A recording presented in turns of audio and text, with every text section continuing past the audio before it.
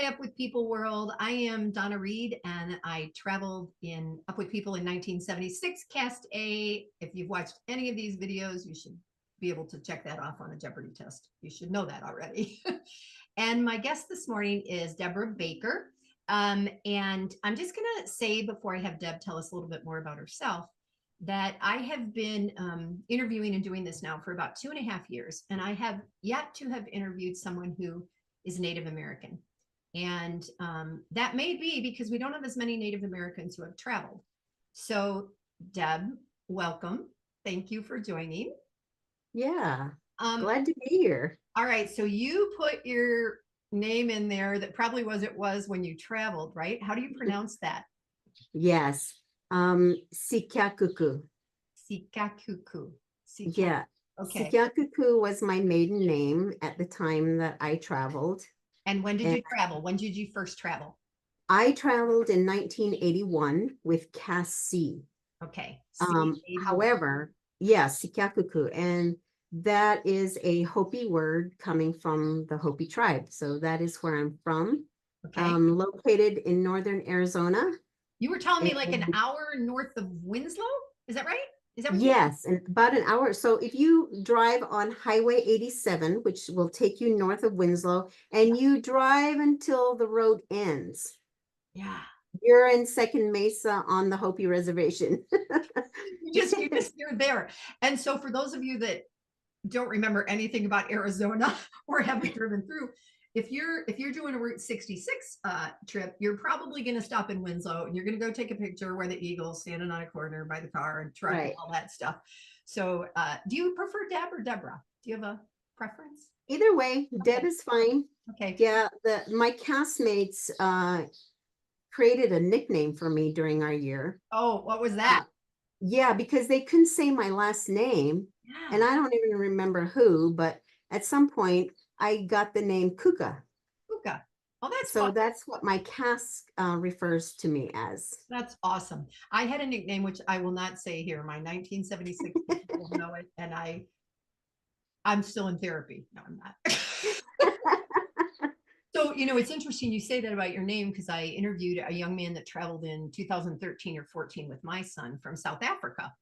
And his name, whew, so he just goes by NK. And it's just so interesting how certain things come naturally to us and other things Mhm. don't. So, Yeah. all right. So how did you learn about Up With People, or where did you see a show and that's what got you interested?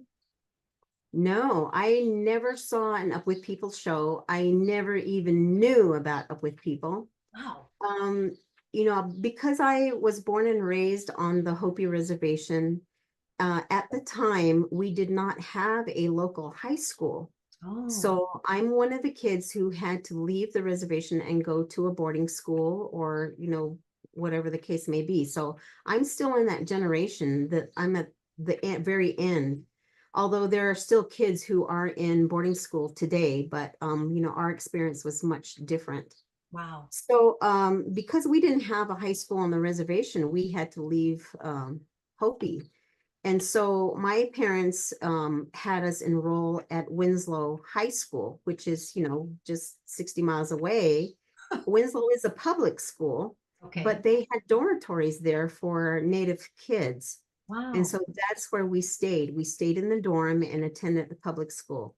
And do those dorms still exist? Do you know? Yes, they do. Wow. So They've you they've Hopi, been remodeled and there's a okay. whole new building now, but So the students dorms are still do still this. there and kids are still boarding in Okay. that place attending Winslow High School. Wow. And so did Yeah. you is that where you saw a show or learned about Up With People, or was it after? I never saw a show. That's amazing. Okay. Yeah, I never saw a show. I got involved with music, with choir, and I also was involved with our high school dance Okay. troupe. Yeah. Uh, and so I really enjoyed that, and I really enjoyed singing. And I got really involved. I was not just part of the main choir, but I was also part of the madrigal. I was part of a quartet. And, we did all kinds of different performances in the town of Winslow and some of the surrounding communities. And so, for me, it was my dream at that point to become a singer. Okay. And I wanted to perform and be a singer. And you have to understand, as a Native person, the best way to describe it is that many Native people, especially Native people who are born and raised on the reservation, we do live really in two worlds. Mm, You have your Native traditional cultural life, and then you have your life as a mainstream American individual. yeah. And so many times you're going back and forth between, those two things. And, as a young person, I was, in high school. And when I graduated, I was 18 years old. So as an 18-year-old, I wanted to be part of mainstream America and live that kind of life. So, being a singer is something that I wanted to do. I wanted to pursue. And of course, this was way beyond before American Idol, all those shows. So the opportunity like that wasn't there. But I'm sure if it was, I would have done it. So at any rate, so I'm at the dorm one weekend. I had stayed a weekend, and on Sundays, kids get to go home over the weekend. But for whatever reason, I stayed that weekend. I was in the common area, like the living room, and I was sitting there, and this woman, older woman, I guess that she was a parent or something, came to sit by me on the couch. And I was a senior, and she asked me, what year are you? And I told her I'm a senior. Well, what are you going to do after high school? And I said, well, I I'd like to become this singer. And I'm not quite sure how to do that, but I'm figuring out what my plan is. And this was in the fall. So it was, pretty early on in the year. All of And she 80, says, all of 80 going into 81. yes, it was fall of 1980 Okay. going into 81. So she says, really? Well, I have a son who just traveled with this group. And that's how I learned about Up With People. Apparently, her son had traveled, Wow. and she told me all about the program and what a wonderful time he had. And he got to travel, and they did the show. And I'm like, oh my God. I'm like, okay, I'm in. I had that's all she had to tell me. And I knew from that moment that is what I wanted to do. Wow. So I asked her to send me the information. So, she, like a couple days later, I got a phone call, and she had given me a phone number to Up With People. And again, this is before cell phones and You couldn't internet. And Google things. You couldn't. Yeah. no, you couldn't. You had to do the mail or Yeah. Yeah. an actual phone call on a rotary phone. Yeah.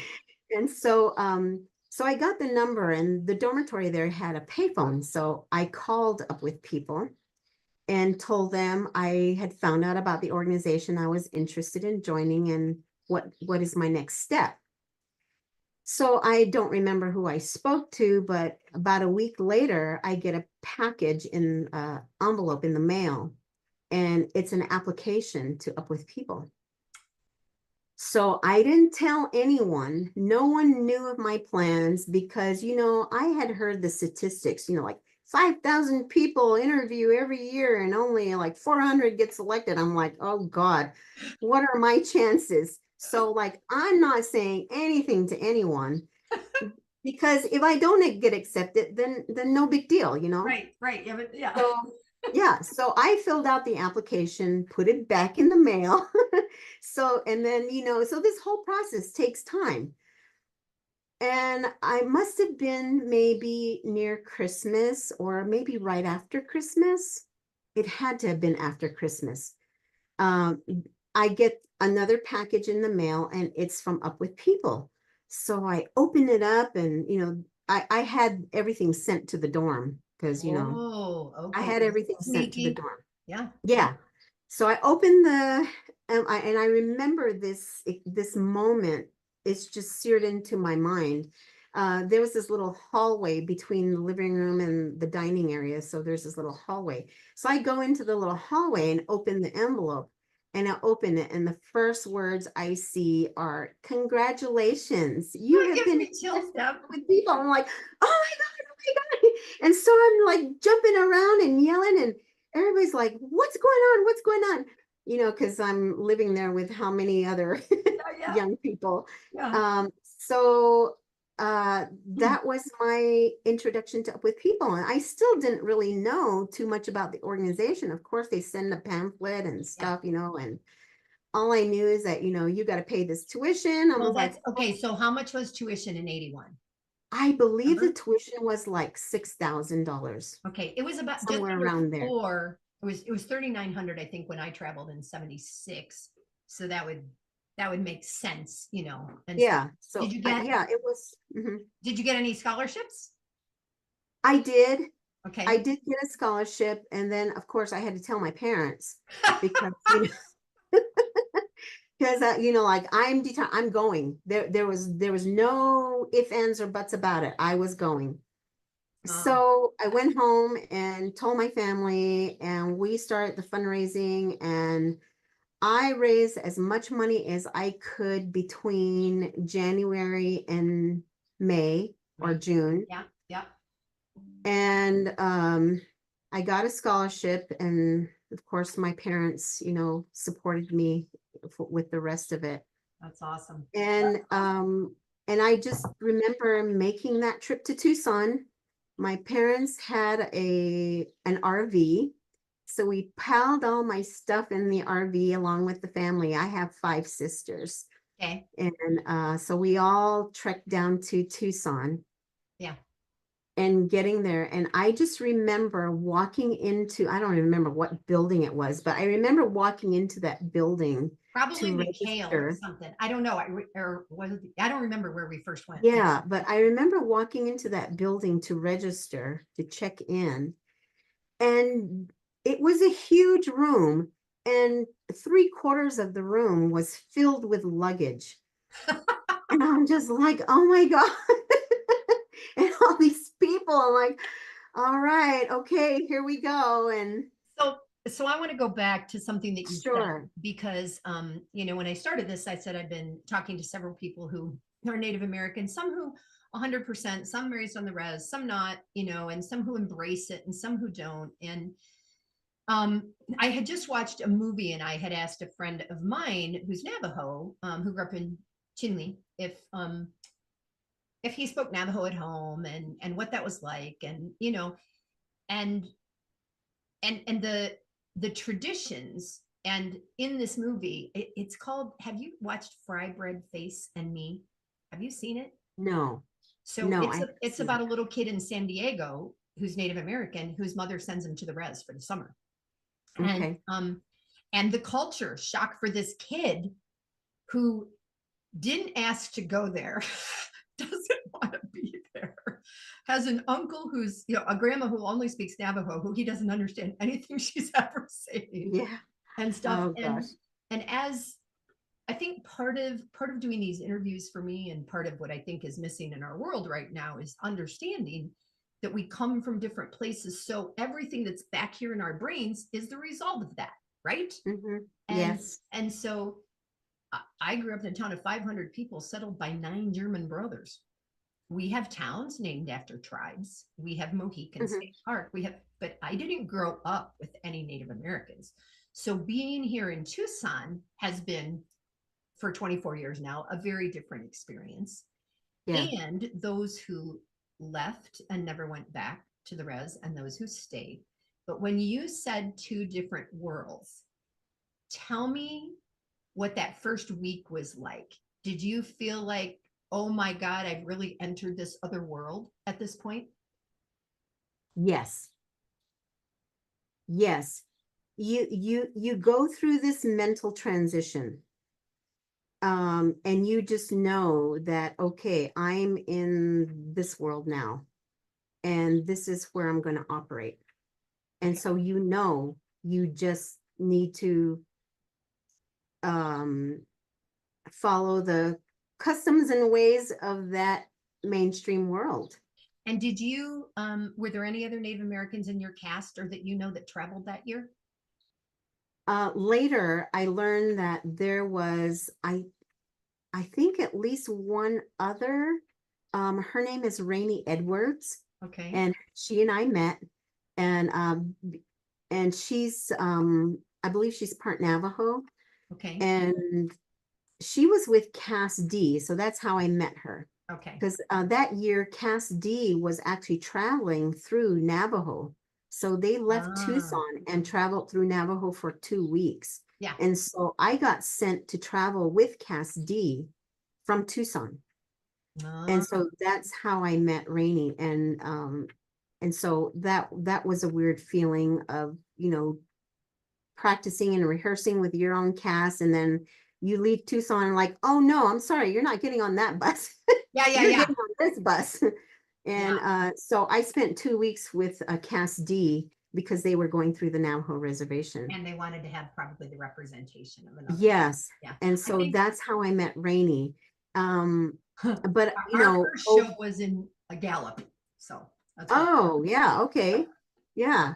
So we did that, but going back to your question about, being native and operating in these two worlds, it really is, when you come back to the reservation, especially when there's a cultural activity happening, you have to change your mindset, Mm, and you have to change the way you think and the way you approach people, the way you interact.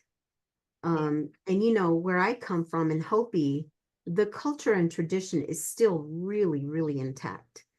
And so there's different roles you have depending on what the ceremony is or who you're interacting with. And depending on who they are will determine, how you interact and yeah. what you will contribute and all those kind of things. And do you speak Hopi? The pace is just much slower. Yes. The pace is slower. You have to learn how to be patient, and you have to learn to listen, Mm, and you have to understand that there's a lesson to be learned in everything. So you don't rush through things. You take in everything, all from all your senses, and understand that all of this is part of the experience. And then when you transition into, I guess, mainstream society, right. the pace is just picks up, and there's just so many other things that you don't need to worry. You almost have to put yourself as a native person, as your culture, somewhat to the back burner. Mm, And because some of how you are as a native person, or how you experience life as a native person, is not always relevant in the mainstream world. yeah. Yeah. So, I can only imagine. Yeah. so coming to Up With People, I knew that. I knew that, myself as a native person wouldn't be as prominent as, me being able to successfully maneuver through what I was going to be going through. But thank God I had some experience prior to that, because Right. I was 18 years old when I traveled. Right. But at least you had been in Winslow, in school, in and done some other things that with Right. the So music and the, yeah. yeah, and prior to that, in junior high, in my 8th grade year, I got sent to live with my uncle, Oh, who was in the Marine Corps, and he was ah, stationed in Camp Lejeune, North Carolina. oh, that's So a big difference. yeah, so I got to live with him for a year, Wow. which I think was really the experience that paved the road for me, because that was my first time away from Hopi, Mm. and living in a different place among different people, and seeing and So, how the world operates there. so let me ask you about traveling on the road. I think that Mhm. we all practically could reiterate what we said to host families when we arrived in their homes and the questions because they were the same and things like that. So if you I am going to assume that your experiences were the same but elevated at some level, because I think for me, as a basic American white girl from Ohio, that whatever, nobody cared about what my heritage was, my aunts, or any of that. And I would imagine that questions for you were really interesting. And if you had a roommate and stuff, did people inquire deeply about you and where you were from? And I'm wondering what I would have been like as a host. Right. Yeah. Yeah. Yes and no. Okay. I think, you're with host families for such a short period of Right. time. Back then. Yeah. Sometimes it's just overnight, Yeah. sometimes it's 2 nights. You're lucky if you got 3, 4 nights with a family. Right. And I think it were those families where we stayed at length, where we were able to have those kinds of conversations. Right. I would always tell them where I was from and that I was Native, and I even took my traditional outfit with me, Me too. and I hauled that around with me the entire year. I never wore it in the show, Oh, wow. because at the time there wasn't a place for that. Well, that's But I interesting. would take it and I would, dress up in it if my host family showed me, or if there was ever an opportunity for me to do a presentation about it, I had it with me. Nice. But that was like a whole nother suitcase that I probably didn't I even was thinking that it probably carrying weighed a around, ton. but I did, and Interesting. we were so limited with what we could carry. So anyway, Yeah. that's what I did. So it just depended on the family, Okay. how interested they were in learning more about who I was and the community Yeah. I came from. And I think it also had to do with the amount of timing that we had Yeah. when we were there. But those families that did ask, were really interested. And I think majority of the families, I was their first experience, That's what I was experiencing a thinking. Native Yeah. person. Yeah. Yeah. And I, you know, I guess it never dawned on me that that would be the case. Yeah. Yeah. Um, Well, that's you know, because you're you and you have your background in your family. So you just know you're you, right? And then right. you don't realize that to someone else, you are going to be very different than they, like, Yeah. But I knew that because, growing up, my parents were starting to get involved with tourism. ah, And so they would host, tour buses and talk about Hopi with, this is who we are in a 1 hour spiel or yeah, whatever. yeah, So I knew that intellectually, I knew that. right. But I think to experience it firsthand, um was a different thing. Yeah, I didn't have my parents speaking or talking on my behalf, or I was the one having to do that. So right. I was so glad that I had been there when they were doing that, Yeah, and I had listened, yeah. you know. All right. So because of our time, I want to ask you, before I get into the last little kind of up with people-y things, you Sure. you live in, oh, it says 10 minutes. Crap. Okay. you you live and work back where you were raised, right? Tell Yes, I do. give me Okay, so a couple minutes about what you do. sure. Well, let me take you through a quick Okay. thing. Okay, so after Up with People, I came back home, and the plan was I was going to be at home for a little while because I had been away for a year and I need to Yeah. see my family, and then I had a host family in Sweden who had invited me to come back and stay with them for a Okay. time. So that was the plan. But things happen the way they do, and I never did. Mm, And so I went on to do other things in my life, and I uh, eventually went back to school, and got married, had children, went back to school, and finally came back here to the Hopi Reservation. So I'm a social worker by profession. I yes. have a bachelor's and master's degree from Arizona State University, and I came back, and when I came back, I had to opportunities are not many when you come back to the reservation.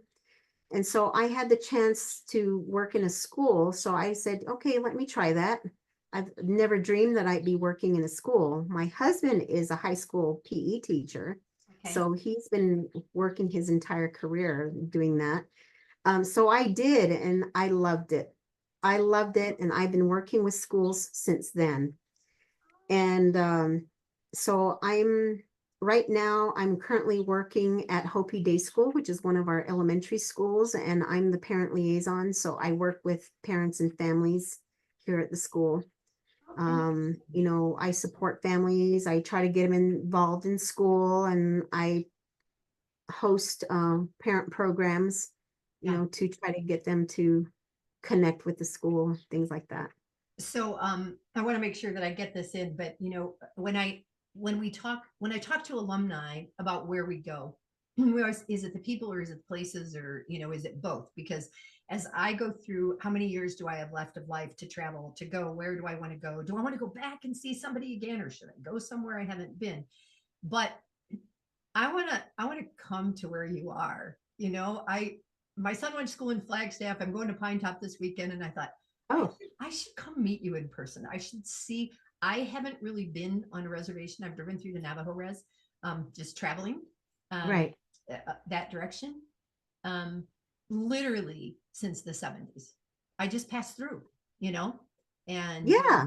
and I, Well, do come. yeah, I think Do it'd be come. fascinating. You know, where we're located, we're about 2 hours east of the Grand Canyon. Okay. So, you know, your trip will be worthwhile. Yeah. No, And, I think you it'd know, be there's a fascinating. lot to see in the area as far as, you know, places, interesting places to visit.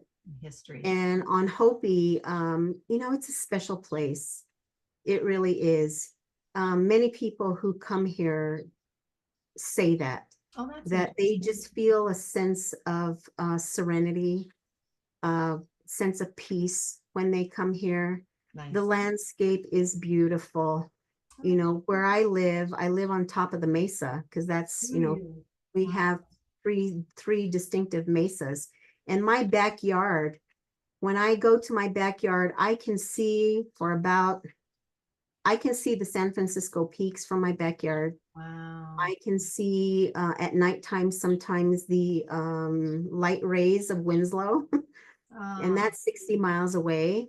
that's awesome. So there's this big panoramic view from my backyard. It's just beautiful. That's awesome. Um, we have the best sunsets in the world, I think. I don't know. Lots of But people argue. People on the water say they do. People don't. right, well, All I right. agree with that Yeah. too. But you All know, right. you Let me can't ask be you a couple of quick up with people questions. Was there sure. any food that you tried on the road Oh God, that you would never eat again? yes. Okay. As you're saying that, I know exactly what I'm going to say. Okay. Um, pickled herring Oh, in Sweden. in Sweden. I will never ever eat that again, ever.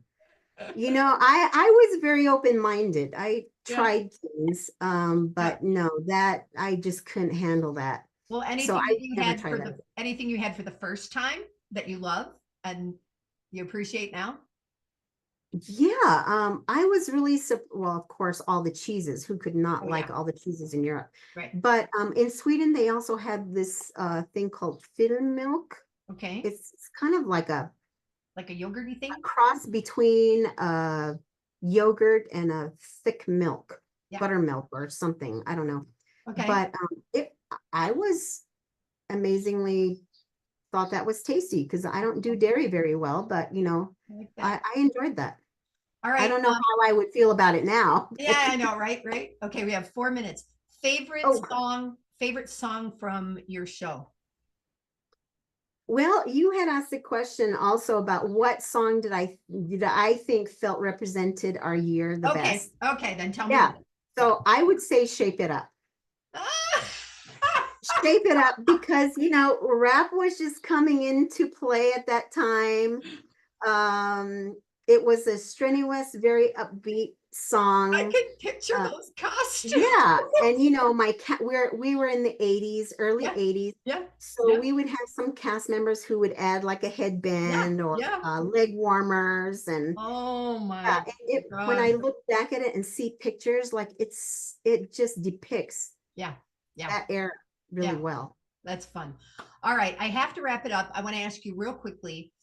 You know, Up With People has changed, it's evolved. Now they're doing these across the country things. They're going to India and stuff. Is there anything that you could say in a minute that you might say to a young person who wants to experience something similar to what we did, not identical, but that you might encourage someone? I would tell any young person, put away your fear, down your guard, and just do it. Just jump in with both feet and do it. You know, a lot of times I think we overthink things Yeah, and like, oh, I don't know about this. I don't know. You know, this is an opportunity that you have to take. You know, I was 18 years old when I traveled. me too. Up with People experience has enriched my life so much. Even today, I'm still drawing on that experience, you know, um, since 1981. And I just can't say enough about what you're going to gain and how it's going to just enrich your life. I can't say any more about it. I It was the best thing that I ever did. You and me both. You and me both. Yeah. Thank you so much for your time this morning. Good luck with your office move and everything happening up there. And I Yeah. just so appreciate you sharing from your heart and some of your history. And I do hope we meet in person one of these days. I'm like, I always am going other places and I'm like, I should go to Northern Arizona, Yeah. right? Well, you know, I don't get to Tucson very often, but when I do, I'll make sure to give you a call. Save And, here, save you my know, hello to information. everyone, our Up With People family. Yeah, You guys are the best. awesome. Be a good person, All right. and we shall hopefully meet you one day. I agree. All right, I'm going to stop the recording. Thanks, Deb.